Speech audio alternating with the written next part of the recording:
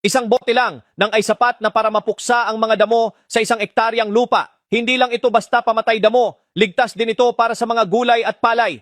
Kahit ang repolyo, sili, sibuyas at iba pang pananim ay hindi naaapektuhan. Ang killgrass ay isang bioherbicide na ligtas gamitin at napaka-epektibo sa pagpatay ng mga damo. Gawa ito ng mga eksperto mula sa Japan at kayang puksain ang mga damo mula sa ugat sa loob lamang ng 12 oras. Patuloy din ang bisa nito sa loob ng 8 hanggang 12 buwan, kaya hindi mo kailangang mag-alala sa muling pagtubo ng mga damo.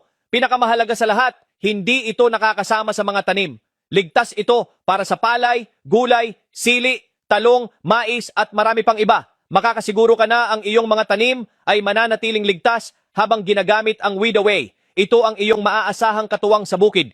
Tumutulong upang maging mas magaan ang trabaho at mapanatiling malinis ang iyong mga pananim. Paalala, maraming gumagaya at gumagamit ng pangalan at larawan ng Weedaway. Upang makatiyak na orihinal at dekalidad ang iyong produkto, umorder lamang sa link sa ibaba ng video o post na ito. Maraming salamat at naway makatulong ang Weedaway upang magkaroon ka ng masaganang ani.